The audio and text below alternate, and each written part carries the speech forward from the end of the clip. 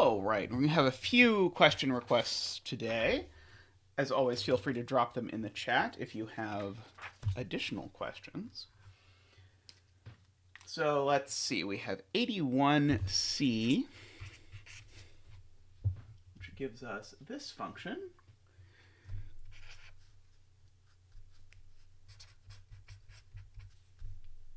To the 2x plus e to the minus x. We want to know on what intervals it's increasing and decreasing, concave up and concave down. And then based on that information, we have to decide if the given graph is correct or incorrect. Okay, so we're looking from x equals minus 2 to x equals 3. Okay, so first we need the first derivative here, which is going to involve two chain rules. And I'm happy to go over that if someone wants, but you should get this for the first derivative, and then it should be this for the second derivative.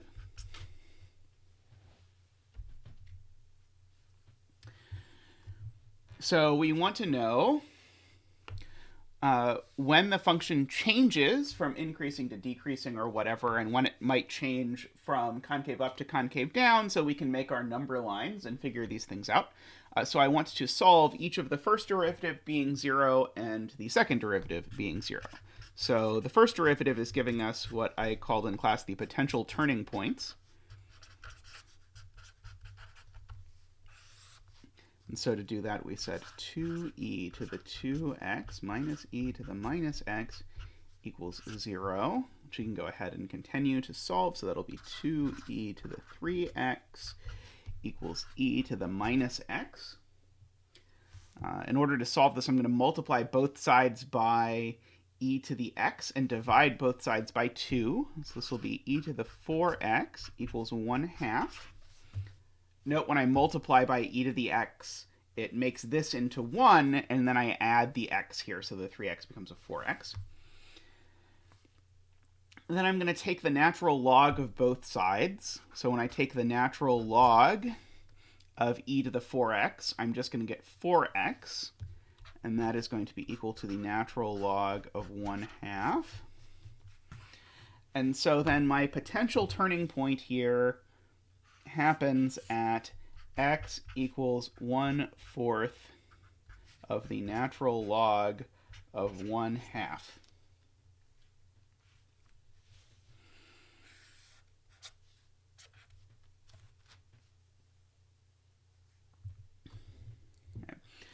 So here is my potential turning point. Okay.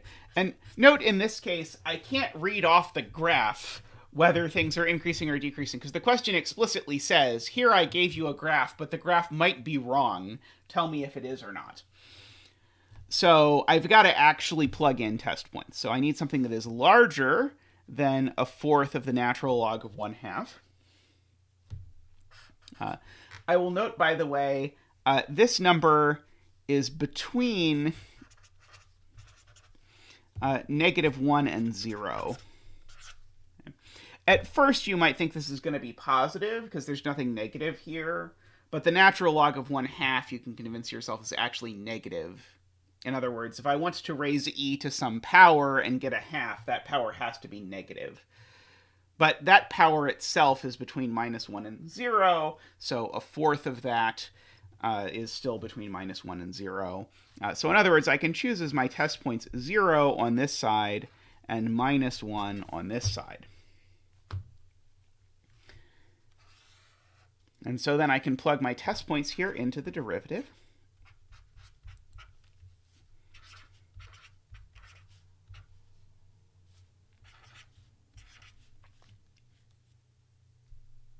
Sorry.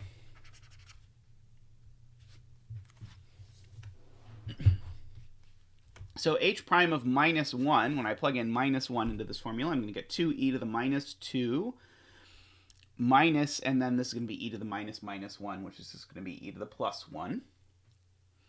And so I have to ask myself, is this positive or negative? But keep in mind, this number is 2 over e squared. So this number is less than 1, minus, and then this e is much larger than 1. So this number is negative. That is the moral of the story. That's the thing I need to know.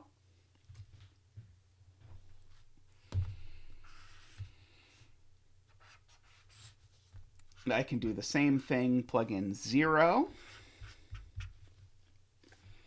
where I will get 2 minus 1, which is 1. That's positive. Okay. And so the upshot of all of this is that we now know the answer to the increasing decreasing part. Namely, this function is supposed to be increasing on the interval minus infinity to 1/4.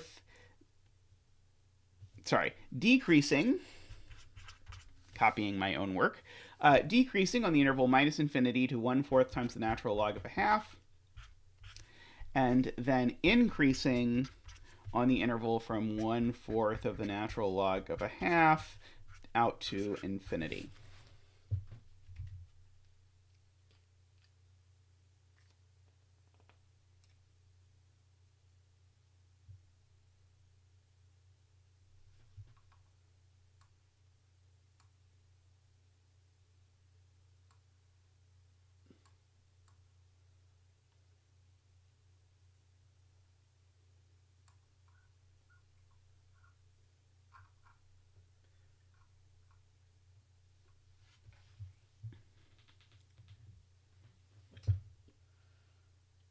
Now, already I'm going to say this looks slightly off from what's going on in the picture.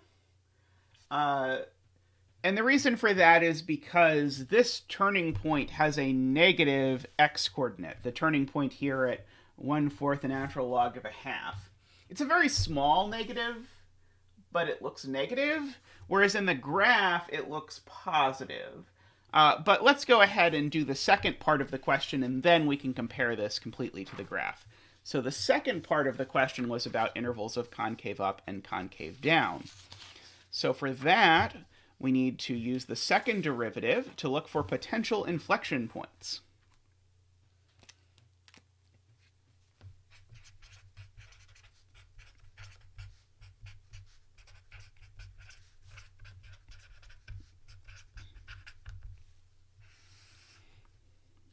So those are going to happen where the second derivative, which remember we said was 4e to the 2x plus e to the minus x, where that is 0. This is just what we said before was h double prime. Okay. So let's go ahead and solve this. So I will get 4e to the 2x equals minus e to the minus x. I will go ahead and multiply both sides by e to the x. So I will get 4e to the 3x equals minus 1, or e to the 3x equals minus 1/4. Except what you'll actually see here is that this equation has no solutions. And the reason why this equation has no solutions is because e to any power is positive, but this is negative. So when we go and draw our number line here, what we're saying is there are no potential inflection points. So either our function is always concave up or always concave down. And so we can pick literally any test point you want. And so if you pick 0, for example, you'll see that h double prime of 0 is 5, which is positive.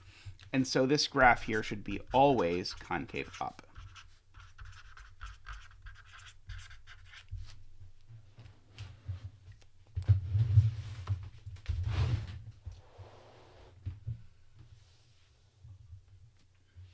Okay, and so then the only thing we have left to answer is whether the graph matches the function based on this information. And as I alluded to before, it does not match the function, because even though it is concave up everywhere, that part's great, but the turning point of the graphed function has a positive x-coordinate, whereas the turning point of the function that we actually looked at had a negative turning point. So beware of that.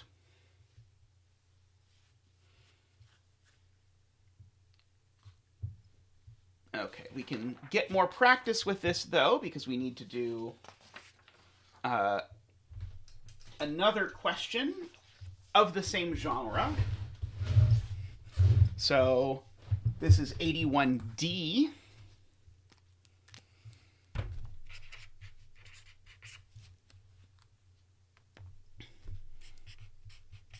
And here our function is k of x equals sine squared of x minus 2 cosine x. And the interval here is minus pi to pi.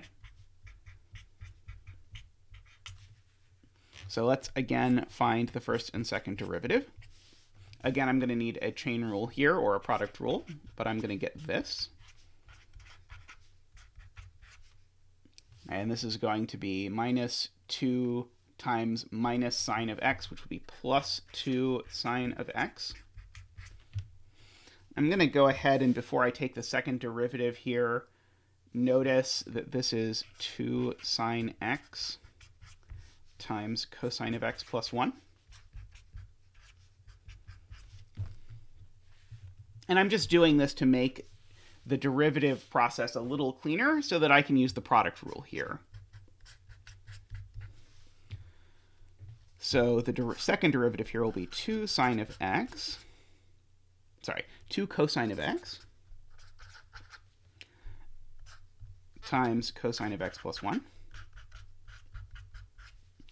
plus, so that is the derivative of the first piece times the second piece, plus the first piece times the derivative of the second piece, which is going to be minus sine of x. And so when I go ahead and write this out, this will be 2 cosine squared of x plus 2 cosine of x minus 2 sine squared of x.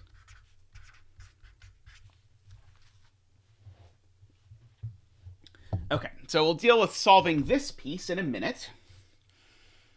But before we get to solving this piece, let's deal with the increasing and decreasing part.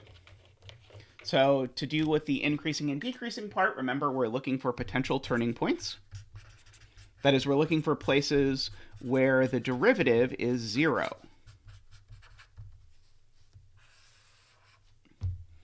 So here I am going to solve k prime of x, which is 2 sine of x times cosine of x plus 1 equals 0. And so to do that, note the fact that I factored this makes this process easier too, because I'm now just solving where is sine of x 0 on the interval minus pi to pi. That happens at x equals minus pi, 0, and pi. Remember, we're still using the unit circle to think about this, but remember our interval here is not from 0 to 2 pi, but from minus pi to pi, which is why instead of 0 pi and 2 pi, I have minus pi, 0, and pi. And here I am looking for cosine of x equals minus 1. And on our interval, that happens at x equals minus pi and x equals pi.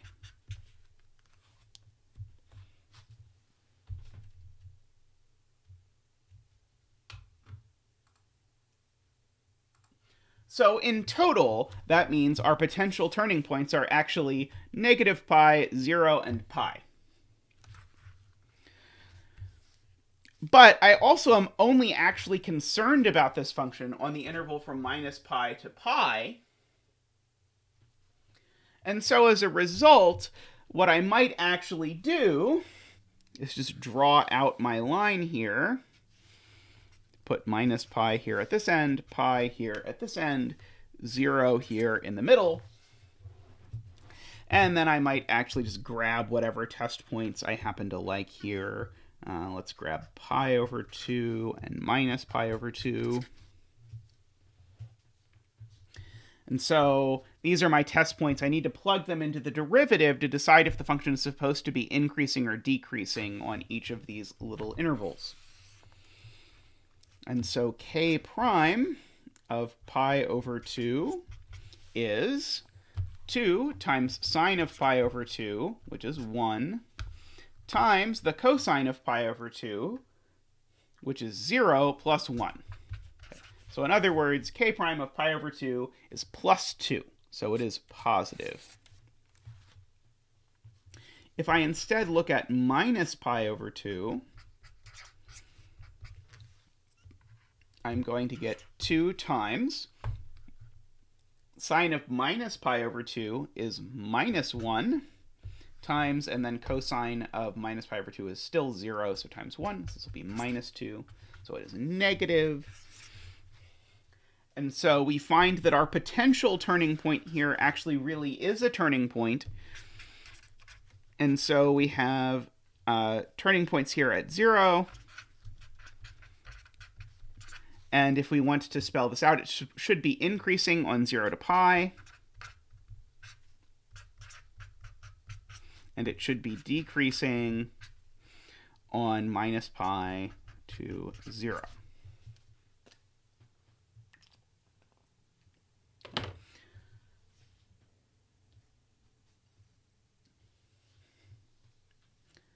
Now, already, this is not what is happening in the graph that we're actually looking at. In the graph we're actually looking at, the function has a turning point somewhere between 0 and pi, and has a turning point somewhere between 0 and minus pi. So we would have needed, in order to match that graph, to end up having a 0 of the derivative somewhere in here. So this is definitely not the graph of the function that we are looking at.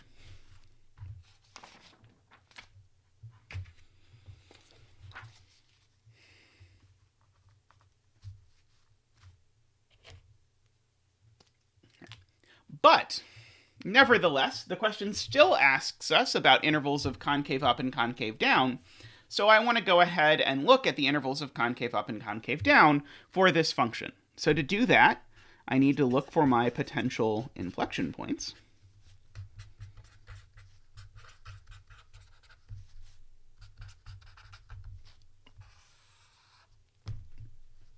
Which are places where the second derivative is 0. So I need to solve 2 cosine squared of x plus 2 cosine of x minus 2 sine squared of x equals 0. And it's possible we have not done one like this in a bit, but you might realize that this is going to be a bit of a problem to solve if I have both sines and cosines flying around here. So I'm going to use my familiar fact that sine squared of x is equal to 1 minus cosine squared of x. Remember, this is our big identity, sometimes phrased in the form sine squared of x plus cosine squared of x equals 1, but whichever way you want to do it. So that will make this 2 cosine squared of x plus 2 cosine of x minus 2 times 1 minus cosine squared of x equals 0. Okay. So this will be 2 cosine squared of x plus 2 cosine of x. And so this will be minus 2 plus 2 cosine squared of x. And so this will be 4 cosine squared of x plus 2 cosine of x minus 2 equals 0. All right. I can divide through entirely by 2 because everything here is divisible by 2, and that'll make my life look a little nicer.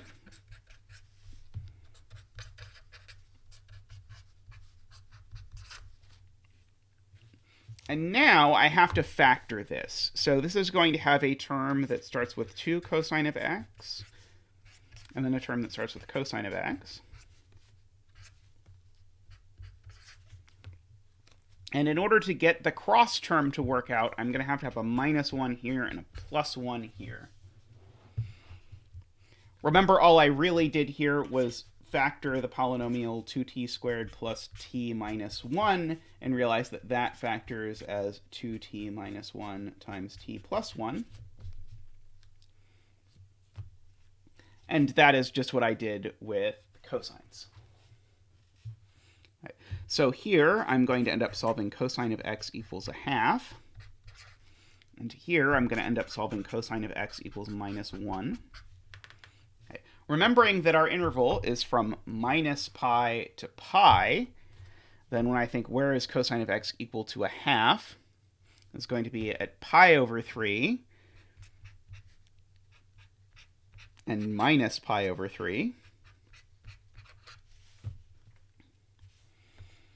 And where is cosine of x equal to -1? That will be at x equals -pi and pi. I can really actually ignore these because, again, these are my endpoints of my interval, so I don't have to think much about that. I really only have to think here about this interval from -pi over 3 to pi over 3 that ends at -pi and pi. I could pick my test points.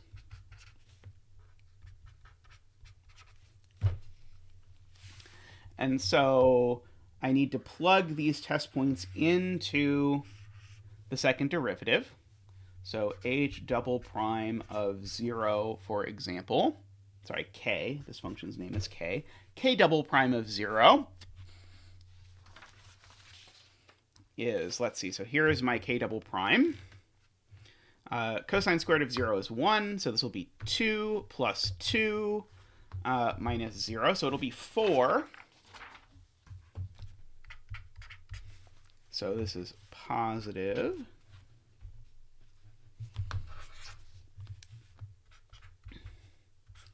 k double prime of pi over 2. Let's have a look at that. Oh, this is k double prime up here in this box, so I can just point at that. Cosine of pi over 2 is 0, so that term's 0, that term's 0, and this is minus 2 times 1. And so this will be minus 2. That is negative. And if I look at minus pi over 2, again, that term is 0, that term is 0, and this term is minus 2. And so it is negative.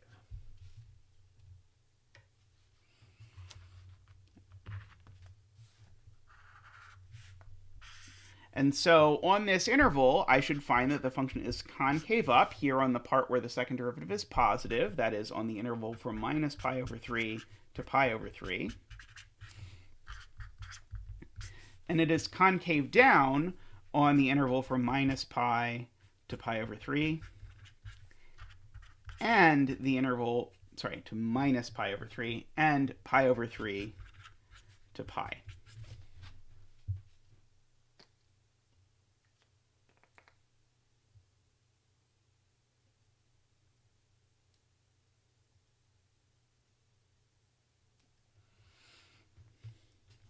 And in case you weren't convinced from what happened with the first derivative, this part also does not match the graph.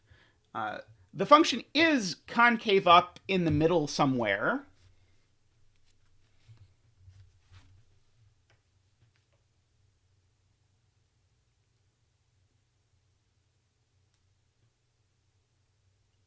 But if you look around pi, you'll see that this function is actually concave up around pi, not concave down. And so, again, this graph is not quite correct.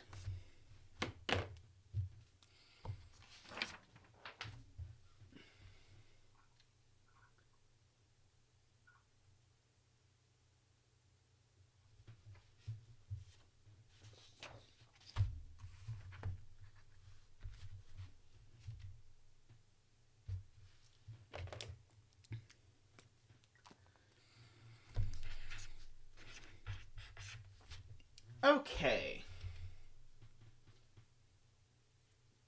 82C is the last one. So 82C gives us this function.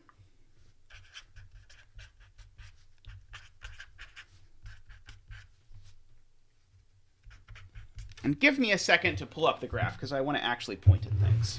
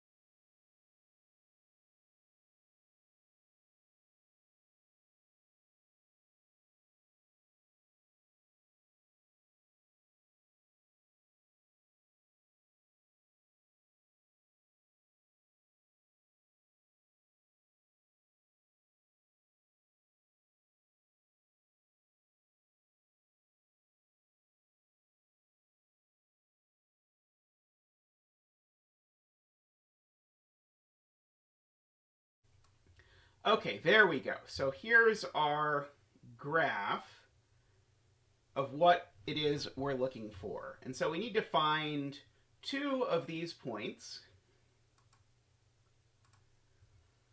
And so I want to go ahead and highlight which of these points is which and what they are. So this point here, I can see from the graph, is a spot where the function turns from increasing to decreasing. So let me go ahead and describe that so that I'll know what I'm looking for. I'm going to call this point A, the one that's circled. And so this is the first time after 0 where the function switches from increasing to decreasing. Or if you want, this is the first turning point after x equals 0.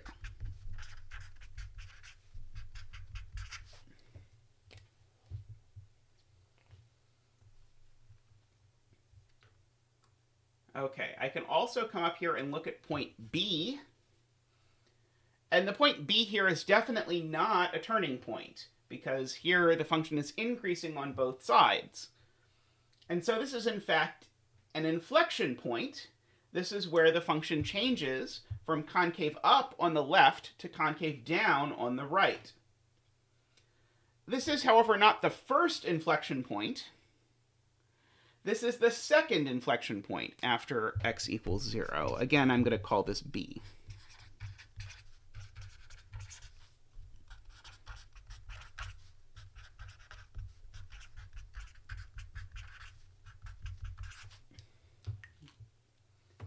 The first inflection point, just to be clear, happens somewhere around here, because to the left of that circle, the function is concave down, and to the right, it is concave up. Okay. But it's probably useful to note from the graph that at A, the function switches from increasing to decreasing, and at B, the function switches from concave up to concave down. Okay, so I think that is all the information I have to extract from this graph. So I'm going to go ahead and hide the graph so we have space to write this down. Let's go ahead and dig these things up. So the turning points are going to come from places where the first derivative is equal to 0. So the first derivative here is cosine of x minus cosine of x. That will be plus sine of x plus 1. And so I want to know, hey, when is cosine of x plus sine of x plus 1 equal to 0?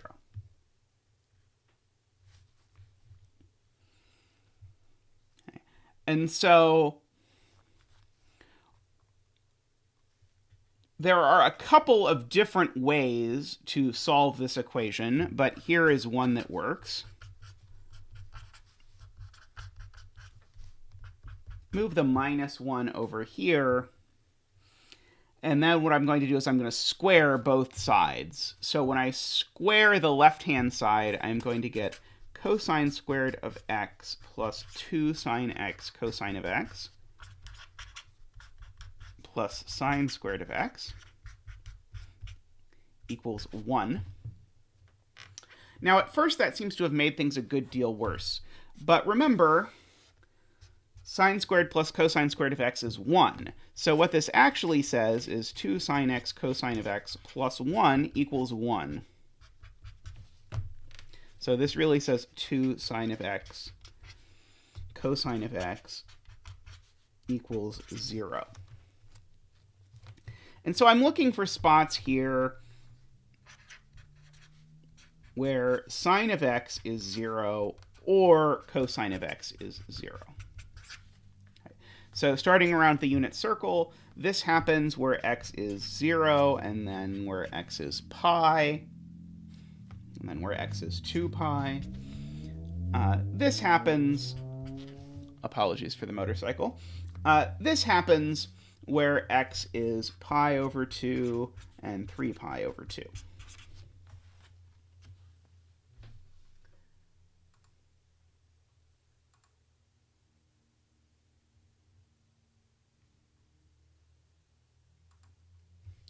So, I need to find the spot where there's actually a turning point. So that is, I need to find the spot where this derivative switches from positive to negative.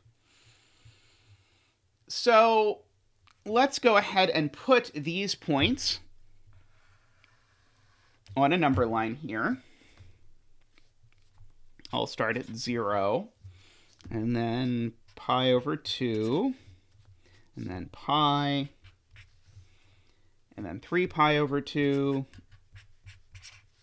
and then 2 pi. And so I can go ahead and look at my test points. I'll pick pi over 4, 3 pi over 4. Sorry, I wrote this way tinier than I needed to. 5 pi over 4, etc. All I'm doing here is picking the points that are halfway between each of my test points. Sorry that got messy. But let's go ahead and find h prime of pi over 4. So h prime of pi over 4 is root 2 over 2 plus root 2 over 2 plus 1. Every number I just said is positive, so that's definitely positive. What about h prime of 3 pi over 4? That is going to be minus root 2 over 2 plus root 2 over 2 plus 1. So that's just 1, because that is a minus and that's a plus, and they exactly cancel out, and so I'm left with a plus 1. So that is also positive. So in fact, I did not actually get a turning point at pi over 2, so I have to keep going. What about at 5 pi over 4? At 5 pi over 4, what has actually happened? Well, I've got cosine of x is minus root 2 over 2. Sine of x is minus root 2 over 2. And this is a plus 1. So this is actually minus root 2 over 2. Sorry, this is actually minus root 2 plus 1. And that really is negative. And so, therefore, our first turning point is here. So that is A is the point pi, comma, and then I've got to fill in here h of pi. And so h of pi is sine of pi, which is 0, minus cosine of pi, which is minus 1, plus pi. So minus 1 plus pi will be 1 plus pi.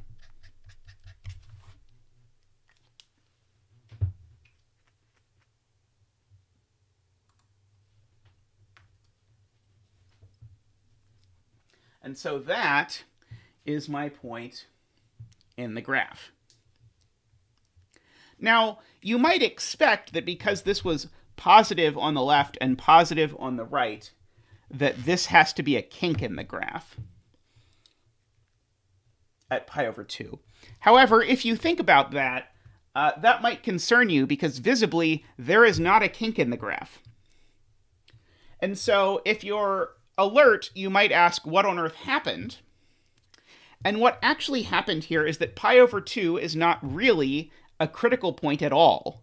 It is not actually a spot where the derivative is 0. Because if you calculate h prime of pi over 2, looking back at h prime, you'll get 1 plus 0 plus 1. Okay. And we were trying to solve exactly this equation equals 0, but somehow we got pi over 2 as a solution, even though it visibly isn't.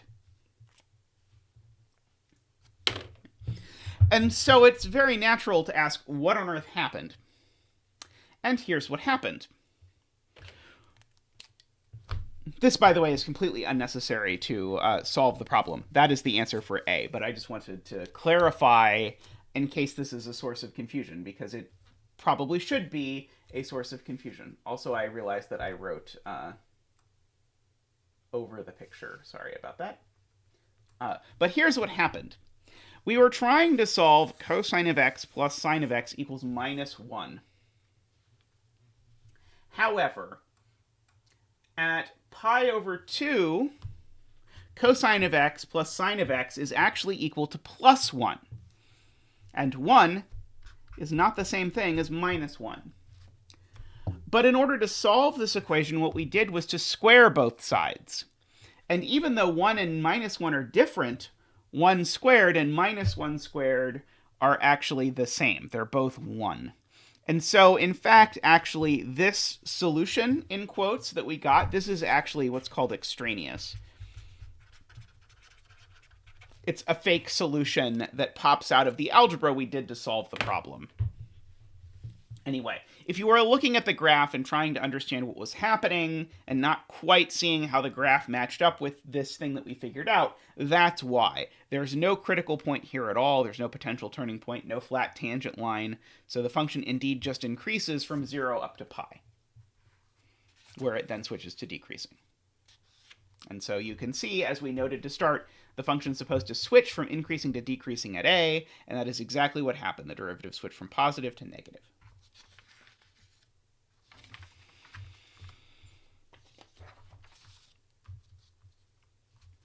Okay, so that was finding point A.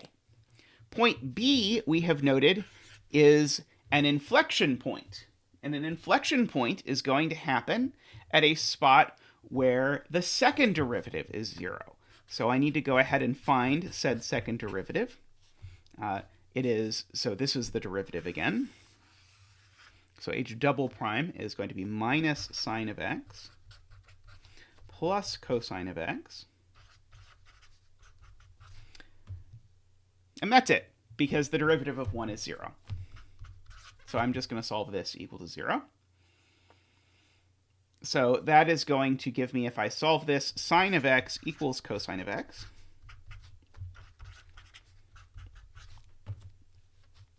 And that's actually going to happen if I look around the unit circle at x equals pi over 4 and x equals 5 pi over 4.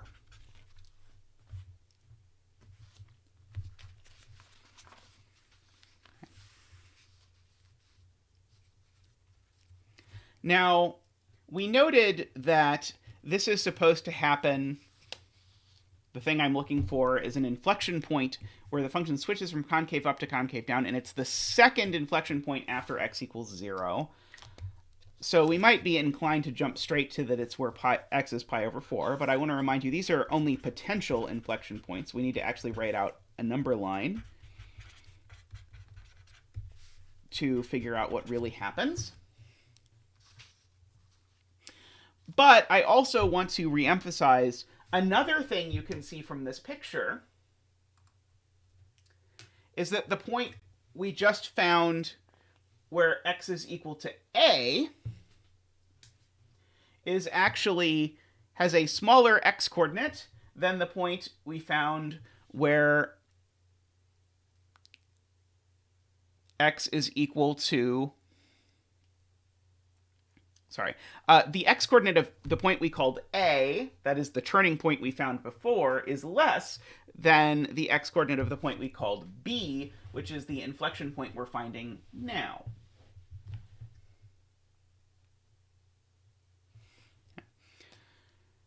So let's write out our number line and let's find our answer. So here is 0. Here is pi over 4 is 5 pi over 4. Let's see, I can go ahead and pick pi over 6 here, pi here as my test points. Let's pick 3 pi over 2 here.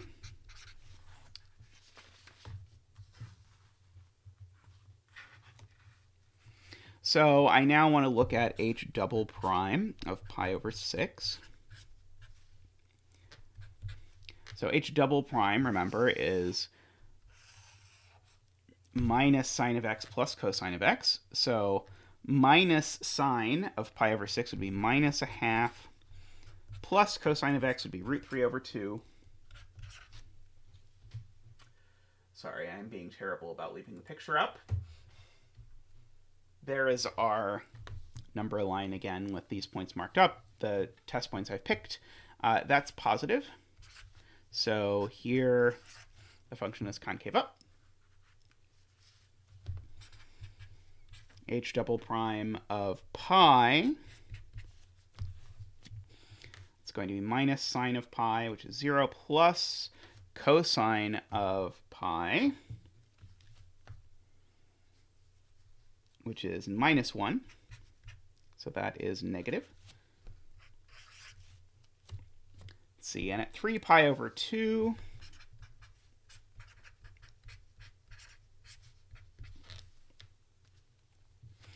I am going to get cosine is going to be 0, sine is going to be minus 1, so minus 1 is going to be plus 1, and that's going to be positive.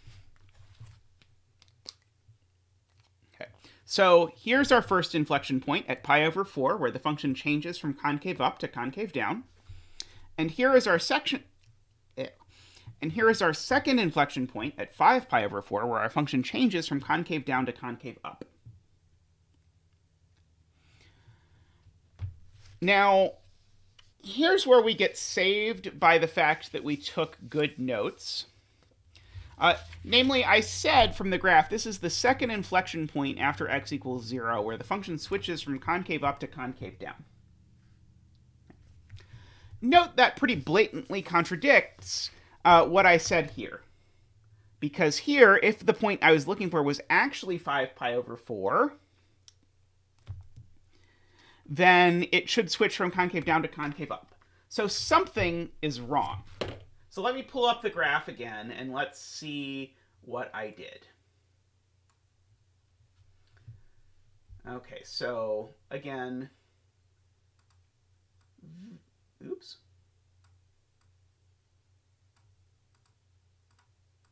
This is the point I'm looking for.